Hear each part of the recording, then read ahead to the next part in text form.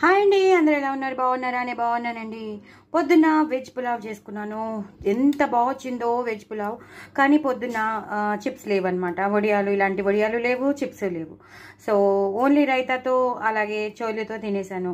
కానీ చాలాసార్లు అనుకున్నాను అనమాట, అరే చిప్స్ లేవు, అరే వడియాలు, ఇలాంటి వడియాలు లేవు, అరే చిప్స్ లేవు, అరే వడియాలు లేవని చాలాసార్లు అనుకున్నాను. సో ఇంత పెద్ద పెద్ద ముక్కలు తరుక్కోవాలండి. చాలా చాలా బాగా వచ్చింది. వెజ్ పులావ్ మాత్రం సూపర్ వచ్చింది. మన ఇంట్లో ఉన్న ఇంగ్రీడియంట్స్తో చాలా చాలా బాగా వచ్చింది.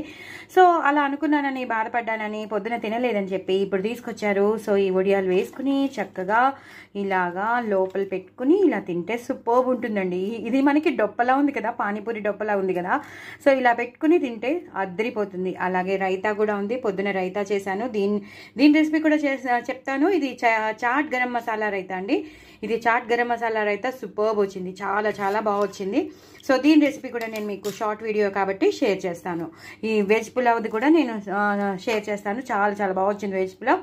క్యారెట్స్, ఆలు, టమాటో, ఉల్లిపాయలు, మిగతావన్నీ మన గరం మసాలాస్, మన ఇంట్లో చేసుకున్న అల్లం వెల్లుల్లి పేస్ట్, అది మాత్రం సూపర్ వచ్చింది. ఎంత సూపర్ వచ్చిందంటే అంత సూపర్ వచ్చింది.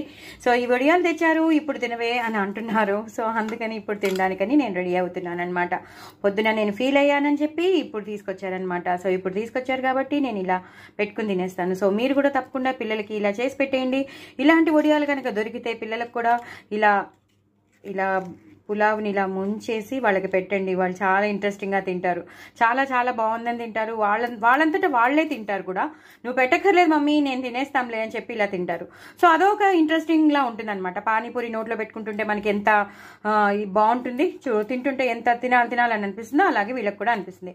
సో డూ ట్రై ఇట్ అండి. నా ఛానల్ మాత్రం సబ్స్క్రైబ్ చేసుకోవడం సెల మర్చిపోవద్దు. పొద్దున అనుకున్నది రాత్రికి తీరింది. బాయ్ అండి.